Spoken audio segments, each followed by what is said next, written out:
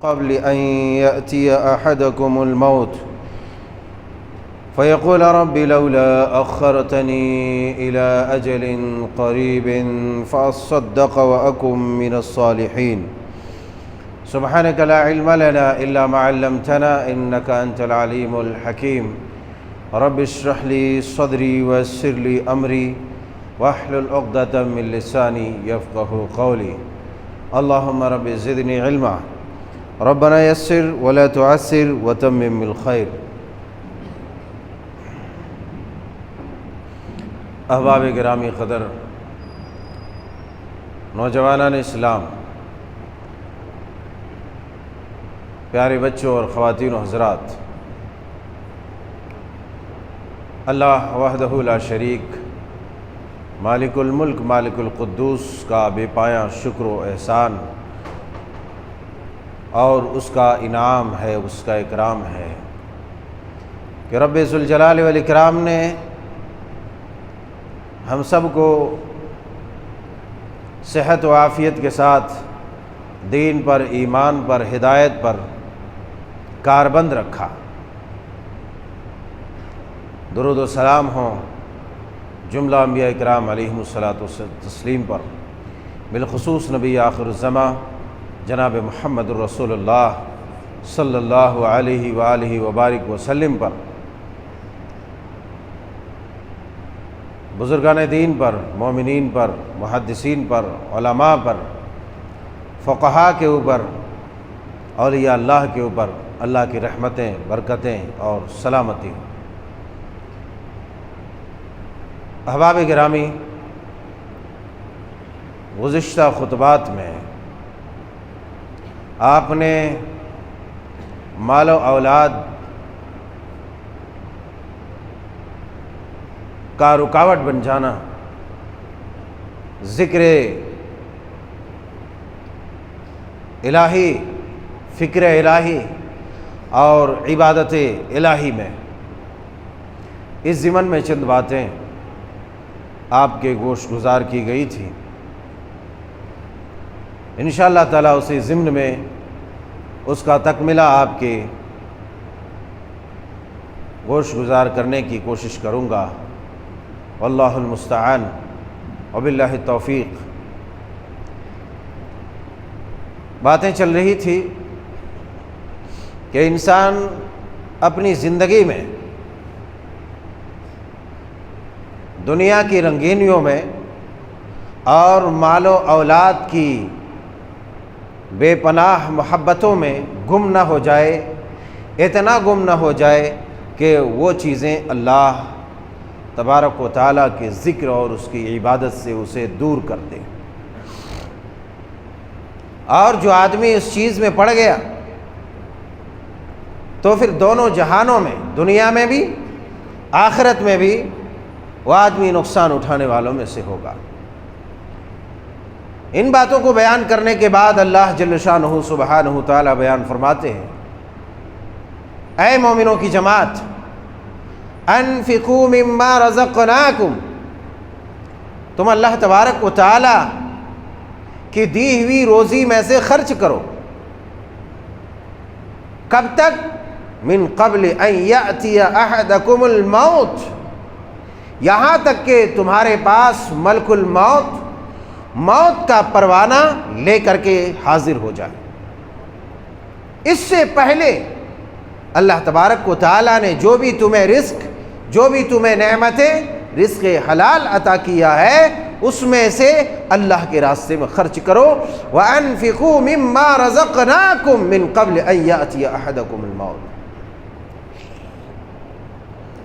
ایک لمبی گفتگو کے بعد اللہ جل شانہ نے جو بیان کیا ہے، میں نے آپ کو بتلایا تھا کہ منافقین کے بری خصلتوں اور ان کے برے کردار، ان کا بھنڈا پھوڑتے ہوئے اللہ تبارک و تعالیٰ نے ان کی غلط کارکردگی کا ذکر کیا۔ اس کے بعد یہ باتیں ذکر کی جو میں نے پچھلے خطبات سے لے کر کے آج تک یہاں پر بیان کیا ہے۔ اس کا مطلب کیا ہوتا ہے؟ اس کا مطلب یہ ہے کہ منافقین کے تذکرے کے بعد ان چیزوں کا تذکرہ کرنا کہ کہیں مال و اولاد تمہیں اللہ کے ذکر سے غافل نہ کر دے یا تم اللہ کے راستے سے ہٹ نہ جاؤ، اللہ تبارک و تعالیٰ کا ذکر، اللہ تعالیٰ کے ذکر سے تم دور نہ ہو جاؤ اور اللہ کے راستے میں خرچ کرو موت آنے سے پہلے پہلے۔ ان باتوں کا تذکرہ اس لیے کیا منافقین کے ذکر کے بعد۔ اللہ تعالیٰ جو یہاں پیغام دیتا ہے اس کا مطلب یہ ہے کہ ایسی حرکتوں میں جو انسان مبتلا ہو جائے، اللہ کے دین کو چھوڑ کر، اللہ کے ذکر کو چھوڑ کر، اس کی فکر کو چھوڑ کر، اس کی عبادت کو چھوڑ کر کے ایسا آدمی منافقوں کی روش پر، منافقوں کے طرز زندگی پر ایسا آدمی چل رہا ہے اور اپنی زندگی گزار رہا ہے، کیونکہ اللہ تبارک و تعالیٰ نے تسلسل کے ساتھ جو ہے اس بات کا ذکر فرمایا ہے۔ تو غرض یہ کہ جو اللہ کے ذکر سے غافل ہو جائے، منافق بھی ذکر کرتے تھے اللہ تبارک و تعالیٰ کا، وہ بھی عبادت کرتے تھے، مگر رسمی طور پر برائے نام اور اللہ کے راستے میں خرچ کرنے والوں کا مذاق اڑایا کرتے تھے۔ اللہ تبارک و تعالیٰ کے راستے میں خرچ کرنے والوں کا مذاق اڑایا کرتے تھے، یوں کہہ دیا کرتے تھے کہ دیکھو اس صاحب کو، دیکھو اس صاحب کو، یہ بڑے لے کے آئے مال، یہ نہ ہوتا تو ان کا مال نہیں ہوتا تھا تو ایسا ہو جاتا تھا، ایسا ہو جاتا تھا، یہ نہیں آتے تھے تو ہم جنگ ہار جاتے تھے۔ غرض یہ کہ استہزاء، مذاق، مسلمانوں کو حقیر اور کمتر سمجھنا، یہ ان کا شیوا تھا۔ تو اب جو ایسی حرکتوں میں مبتلا ہوگا، ایسا آدمی در حقیقت محمد الرسول اللہ صلی اللہ علیہ وسلم کی سنت مبارکہ مطہرہ پر نہیں چل رہا، بلکہ منافقین کی روش کو اپنا رہا ہے اور منافقین کی طرز زندگی کو اپنا آئیڈیل اور اپنا نمونہ، اپنا راستہ بنا رہا ہے۔ تو غرض یہ کہ جو جس کے راستے پر چلے گا، بروز محشر اللہ تبارک و تعالیٰ انہی کے ساتھ ان کو اسی راستے میں بھیجے گا کہ جاؤ تمہارے لیے یہی راستہ ہے، تم اسی کے پیچھے چلے تھے نا، جاؤ۔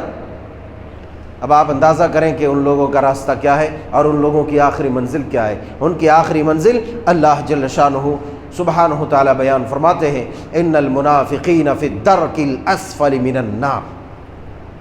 کافر، یہودی، عیسائی، مجوسی، دنیا بھر کے تمام باطل مذاہب، باطل افکار، باطل نظریات اور باطل جو ہے ادیان کے متحمل لوگوں کو ایک کے بعد ایک، ایک کے بعد ایک، ایک کے بعد ایک جہنم میں رکھے گا، لیکن منافقوں کی اس قدر درگت ہوگی، اللہ تبارک و تعالیٰ جہنم میں ان لوگوں کے لیے ایسے عذاب کا اور پلے درجے کے عذاب کا انتظام کرے گا کہ جہنم کے سب سے نچلے طبقے میں ان لوگوں کو جگہ ملے گی۔ اللہ اکبر، العیاذ باللہ۔ اللہ تبارک و تعالیٰ ہم سب کی حفاظت فرمائے۔ فرماتے وَأَنفِقُوا مِمَّا رَزَقْنَاكُمْ مِنْ قَبْلِ أَنْ يَأْتِيَ أَحَدَكُمُ الْمَوْتُ، کہ اللہ کی دی ہوئی نعمتوں میں، اللہ کی دی ہوئی روزی میں سے تم خرچ کرو تمہاری موت آنے سے پہلے پہلے۔ ذرا اندازہ کیجئے کہ ہم اپنی زندگی میں اللہ کی دی ہوئی روزی، اللہ کا دیا ہوا مال، اللہ کی دی ہوئی نعمتوں کا استعمال ہم کہاں کرتے ہیں، کیسے کرتے ہیں، کس انداز میں کرتے ہیں، کس جگہ پہ کرتے ہیں، کس لیے کرتے ہیں۔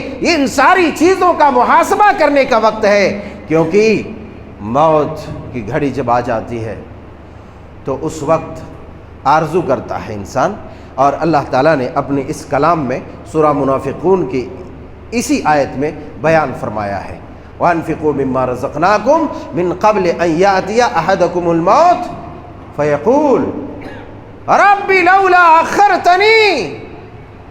جب موت دیکھ لیتا ہے سامنے نا، اپنی منمانی زندگی گزارنے والا، بدقماش لوگ، بدکار لوگ، فاسق و فاجر لوگ، اپنی منمانی زندگی گزارنے والا جب موت کے فرشتے کو دیکھ لیتا ہے تو اس کا تو پدہ پانی ہو جاتا پہلے سے، اب دیکھ کے واویلا مچاتا ہے، شور کرتا ہے، اللہ اللہ ربی لولا اخرتنی، اے اللہ تھوڑی سی مہلت دے دے، تھوڑی سی بھیک مانگتا ہے اس وقت، جب تک توانائی ہے، قوت ہے، طاقت ہے، نعمت ہے، ثروت ہے، ساری چیزیں، انسان اپنے آپ کو ببر شیر سمجھتا ہے اور اکڑتا ہوا پھرتا رہتا ہے، اللہ کی کھلے عام معصیت اور اللہ تبارک و تعالیٰ کی نافرمانی کرتے پھرتا ہے، اسے کوئی احساس نہیں ہوتا۔ بتانے والا بتاتا ہے، قرآن پڑھنے والا پڑھ کے سناتا ہے، نبی کی حدیث بتانے والا بتاتا ہے، اسے کوئی احساس نہیں ہوتا۔ وہ سمجھتا ہے کہ میری یہ 4 دن کی چاندنی نہیں ہے، بلکہ یہ پوری زندگی ہماری زندگی ہے، یہ ہم جیسے چاہیں استعمال کریں،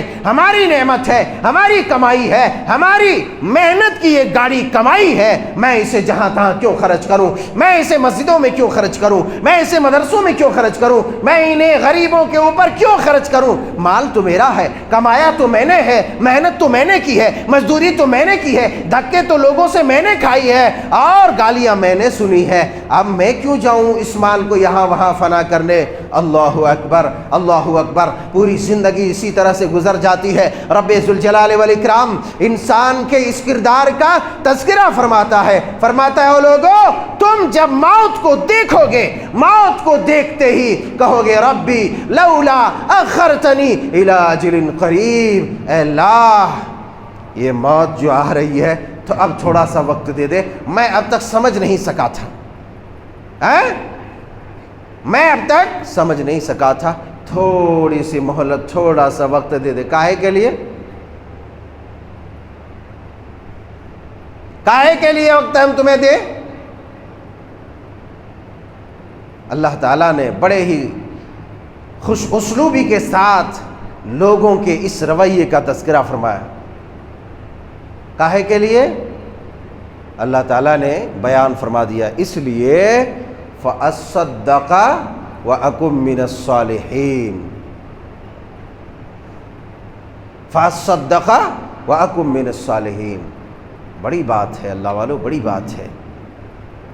نماز تو انسان پڑھتا ہے، یہاں اللہ تعالیٰ نے نماز کا ذکر اب نہیں کیا، پہلے مجموعی طور پر اللہ کے ذکر کا، اللہ کی یاد کا، اللہ تبارک و تعالیٰ کی عبادت کا ذکر کر دیا، اس کے بعد چلتے چلاتے اس بات کا تذکرہ کیا کہ انسان جب موت کے فرشتے کو دیکھے گا، میرے پیاروں پہلے آگے آ کے بیٹھ جائیں آپ لوگ، کیونکہ ابھی سے ادھر آپ لوگ جگہ مار لے رہے ہیں تو بعد میں پھر ہم کو ایک بار پکارنا پڑے گا تو یہ اچھا نہیں لگے گا۔ آپ لوگ بہت اچھے ہیں، با کردار ہیں، با اخلاق ہیں، با ادب ہیں، اسی لیے ادب کے ساتھ آگے آ کے بیٹھ جائیے۔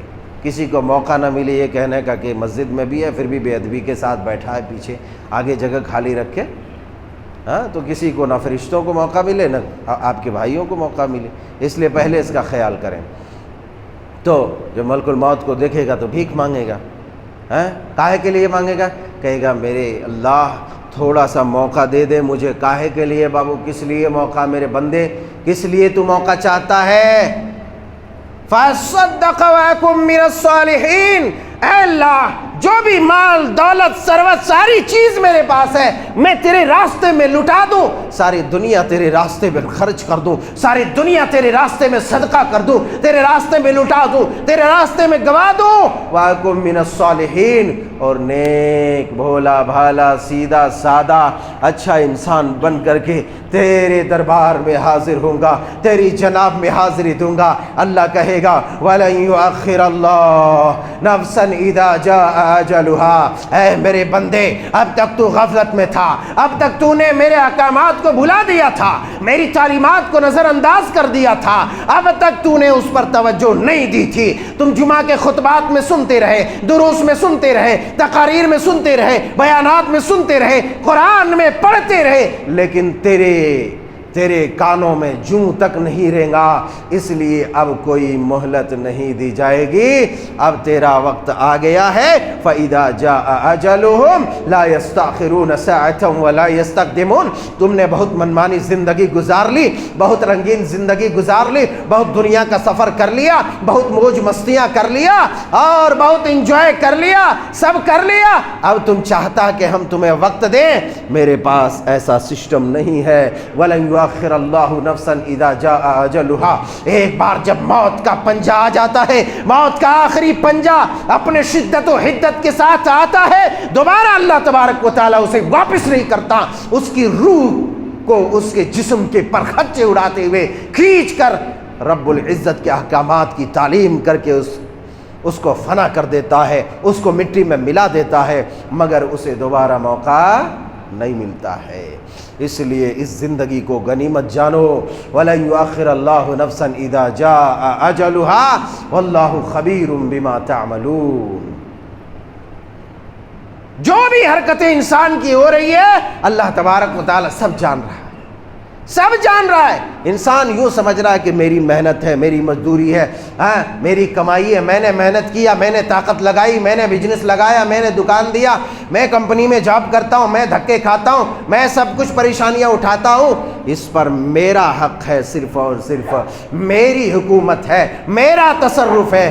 اللہ کہتا نہ، تیرا تصرف، تیری حکومت نہیں، اس پر تمہارا اتنا ہی حق ہے جتنا میں تمہیں دوں۔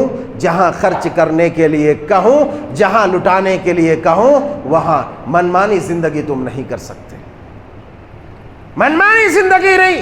آج سر سے لے کر پیر تک، ایک نادان بچہ سے لے کر کے بڑا تک، ہر آدمی اپنے تصرفات میں منمانی کر رہا ہے، اپنے مال میں، اپنی زندگی میں، اپنے جسم میں، ہر ایک چیز میں منمانی کر رہا ہے، جبکہ رب ذوالجلال والاکرام کا بیان ہے ان اللہ اشترى من المؤمنین انفسهم واموالهم بان لهم الجنہ۔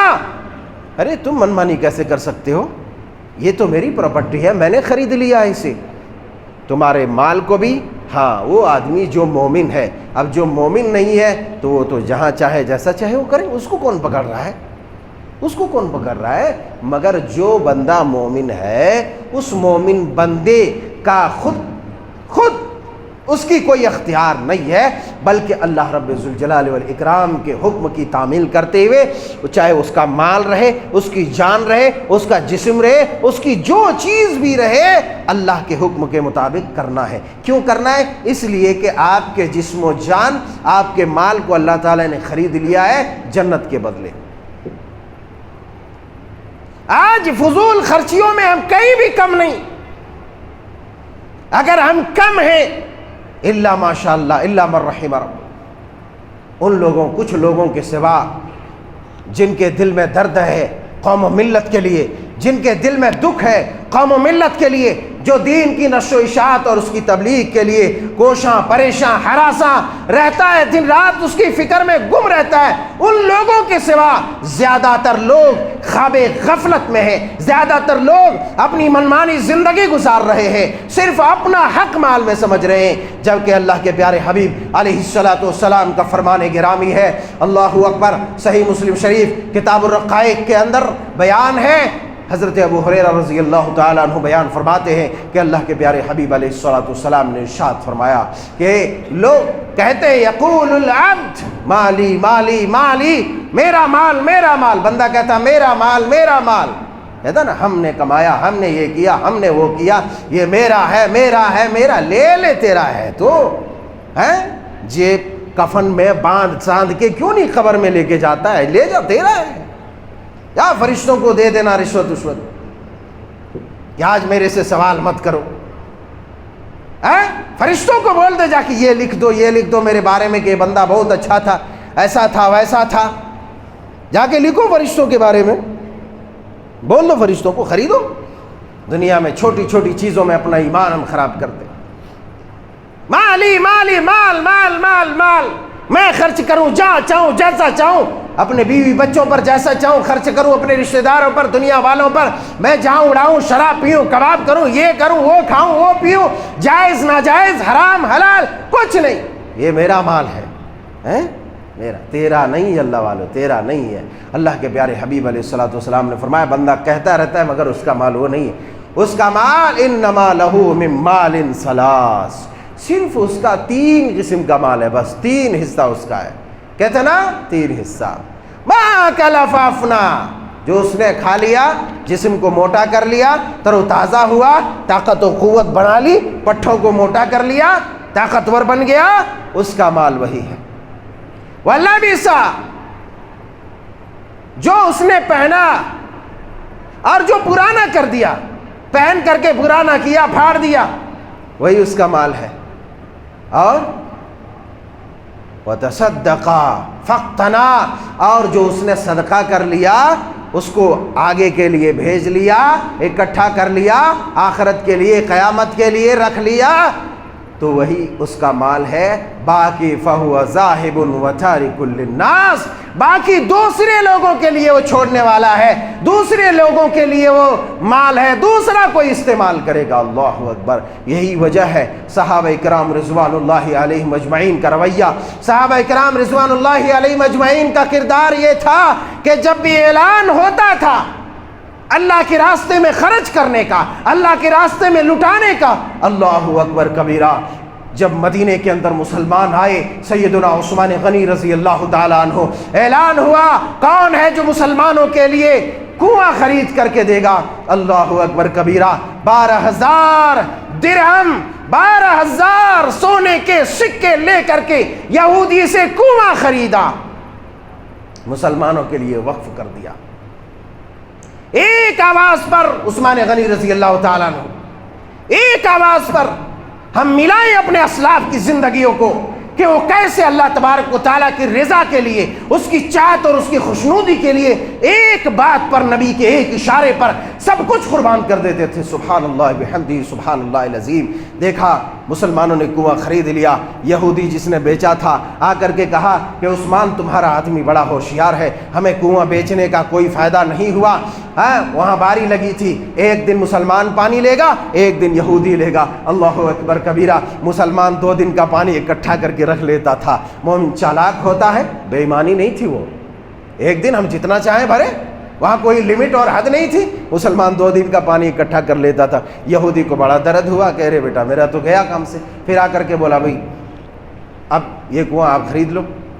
پھر 8,000 درہم لے کر کے حضرت عثمان غنی کل 20,000 سونے کے سکے لے کر کے وہ کنواں خریدا، مسلمانوں کے لیے وقف کر دیا۔ وہ عثمان ذو النورین، ایک بات پر اللہ کے پیارے حبیب، اللہ اکبر، مسجد نبوی کی زمین کی توسیع کی بات آئی، فوراً عثمان سامنے آئے۔ اللہ اکبر کبیرہ، جب جنگ تبوک کا موقع آیا اور مسلمان بالکل فقر و فاقہ کے شکار تھے، اللہ کے پیارے حبیب علیہ الصلوۃ والسلام موجود ہے، خزانے میں کچھ بھی نہیں ہے، مگر ادھر کفار کی ایک بڑی تعداد مسلمانوں کے اوپر حملہ آور ہوا چاہتی ہے۔ اللہ اکبر، فوراً نبی کریم صلی اللہ علیہ وسلم نے حالات و واقعات دیکھ کر کے اعلان کیا۔ اللہ اکبر، سیدنا ابو بکر صدیق رضی اللہ تعالیٰ عنہ اپنے گھر کا سارا ساز و سامان اٹھا کر کے لے آئے۔ صدیق اکبر سے نبی کائنات نے پوچھا، اے صدیق تو نے کیا لایا ہے؟ اللہ اکبر، کہا اللہ کے پیارے حبیب میں نے اپنے گھر سے سارا ساز و سامان اٹھا کے لے آیا ہے آپ کی محبت میں، اللہ کی رضا کے لیے۔ کہا گھر میں کیا چھوڑ کے آئے ہو؟ صدیق کائنات نے کہا اے اللہ کے رسول، گھر میں اللہ اور اس کے رسول کی محبت چھوڑ کر کے آیا ہوں۔ اللہ اکبر، حضرت ابو بکر، حضرت عمر فاروق آتے ہیں، عمر تم کیا لے کے آئے ہو؟ حضرت عمر نے کہا اے اللہ کے رسول، اپنے پوری پراپرٹی کا، اپنے پورے ساز و سامان کا آدھا حصہ اپنے گھر میں گھر والوں کے لیے چھوڑ کے آیا ہوں اور آدھا حصہ اللہ رسول کی خدمت میں لے کے آیا ہوں۔ اللہ اکبر، عثمان غنی پہلے 100 اونٹ پالان کجاوا، جو ملک شام کی طرف جانے والا قافلہ تھا، تجارت کے لیے، بزنس کا وہ راس المال جس پر تجارت کا انحصار تھا۔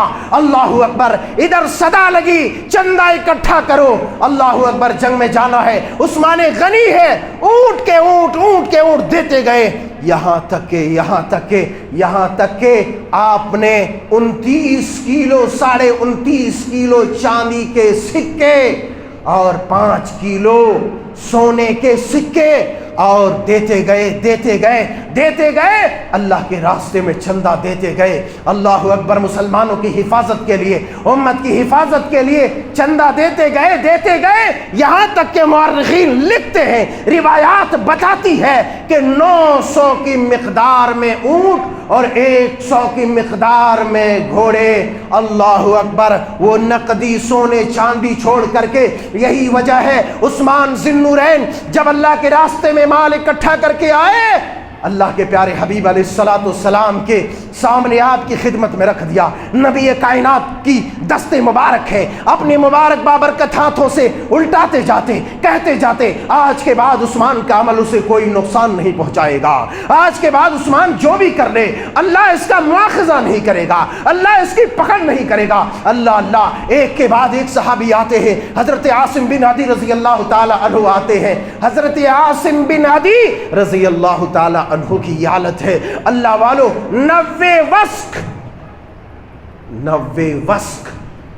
13.5 ٹن, کتنا 13.5 ٹن, کتنا 13.5 ٹن کھجور کی عظیم مقدار نبی کائنات کی خدمت میں رکھ دیا تاکہ امت مسلمہ کی حفاظت ہو سکے, دین کی حفاظت ہو سکے, اللہ کی توحید کی حفاظت ہو سکے, نبی کی رسالت کی حفاظت ہو سکے. 13.5 ٹن یہ کوئی معمولی نہیں ہے اللہ والو. جا کے پوچھ لینا کسی سے ٹن کسے بولتے ہیں. 13.5 ٹن کھجور کی عظیم مقدار لے کر کے آئے اللہ کے راستے میں خرچ کرنے کے لیے. آج ہمارا اعلان ہوتا ہے, ہمارا اعلان ہوتا ہے مسجدوں کا, مدرسوں کا. ہماری کیا حالت ہوتی ہے ذرا اندازہ کیجیے. ہماری کیفیت کیا ہوتی ہے, ہمارے ہاتھوں کی کیفیت کیا ہوتی ہے, ہمارے جیب کی کیفیت کیا ہوتی ہے, کس مقدار میں ہم خرچ کرتے ہیں. یہ ہمارے اسلاف تھے جن کو معلوم تھا کہ اس مال پر اللہ کی حکومت ہے, میری کوئی خواہش نہیں, میری کوئی مرضی نہیں چل سکتی. یہ اللہ کی خریدی ہوئی چیز ہے, اللہ کی خریدی ہوئی دولت ہے. یہ جسم و جان, یہ مال دولت سب اللہ تبارک و تعالیٰ نے خرید لیا ہے. اس پر اب ہمارا کوئی حکم نہیں چلے گا, ہماری کوئی مرضی نہیں چلے گی. اسی لیے اللہ کے پیارے حبیب علیہ الصلوۃ والسلام کی ایک آواز پر, نبی کائنات کی ایک صدا پر صحابہ اکرام سب کچھ نچھاور کر دیتے تھے. یہ ہمارے اسلاف تھے.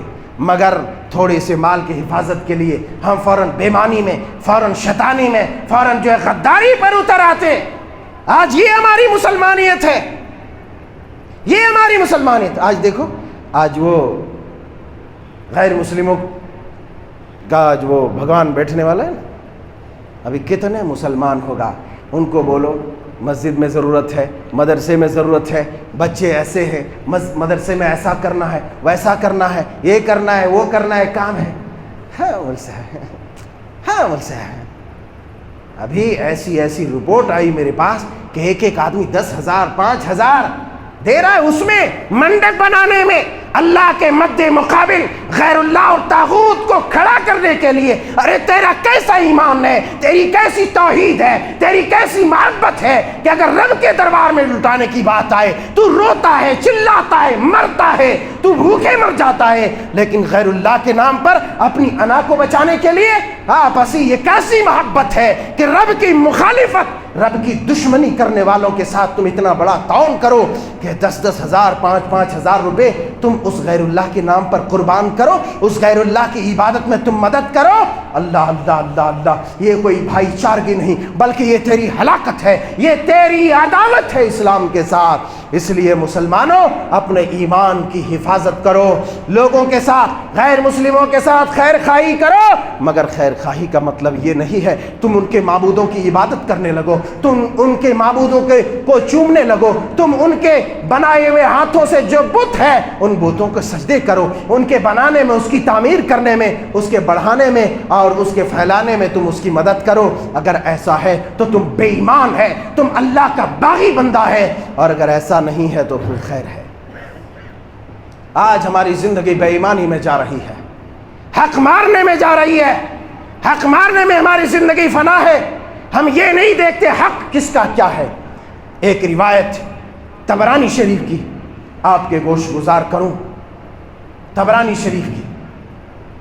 حضرت جابر بن عبداللہ رضی اللہ تعالیٰ عنہ, ہمارے اسلاف, ہمارے بزرگوں, نبی کے صحابہ کا ایمان کیا تھا اور ہمارا ایمان آج کیا ہے, یہ موازنہ کریں. آج میں اس موضوع کی تکمیل کرنے والا ہوں, اسی لیے میں یہ واقعہ ضرور بتاؤں گا.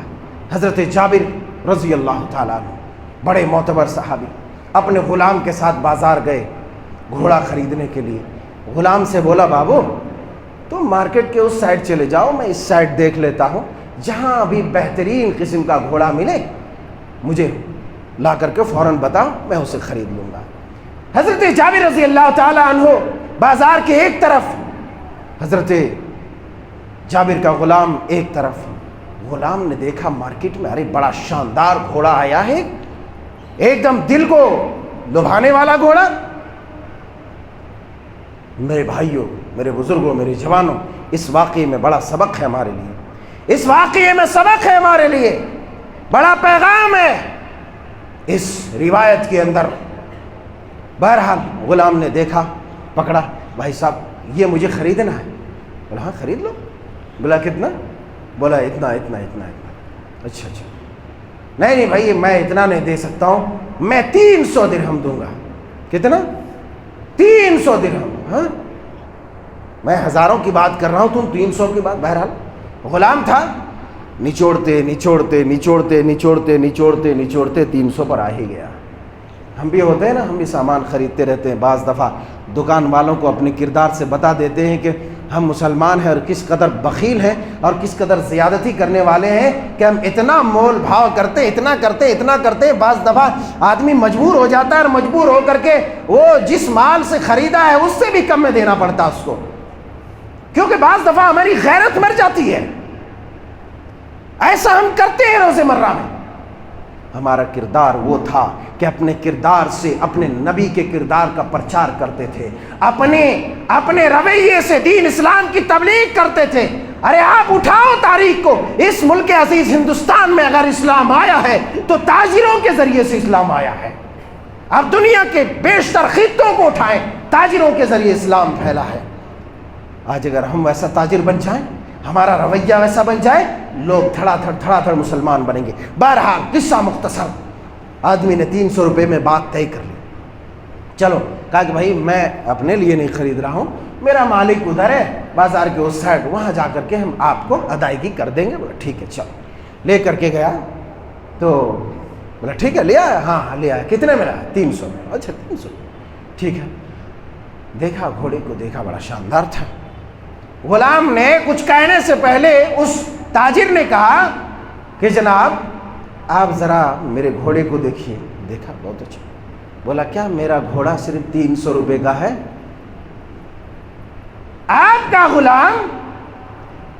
غلام اس گھوڑے میں اتنا مول بھاؤ کیا، اتنا نچوڑا کہ مکھی کو نچوڑ کر گھی نکالنے کی کوشش کی اور لاسٹ میں 300 روپے میں مجھے مجبور کر دیا۔ اب آپ بتائیے انصاف سے، یہ گھوڑا 300 روپے کا ہے؟ اب ذرا اپنے سینے پر، دل پر ہاتھ رکھیے اور سوچئے اس مقام پر ہم رہتے تھے تو کیا بولتے تھے؟ ارے پاگل تاجر، یہ 200 روپے والا 250 روپے والا گھوڑا تم میرے غلام کو 50 روپے زیادہ لے لیا، 300 میں تم بات کر لیا، میں تو 200 دینے والا تھا، وہاں تو 200 میں ملتا ہے۔ اللہ والو جھوٹ کاہے بولتا ہے؟ کیوں بول رہے ہو جھوٹ؟ کیا کہتا؟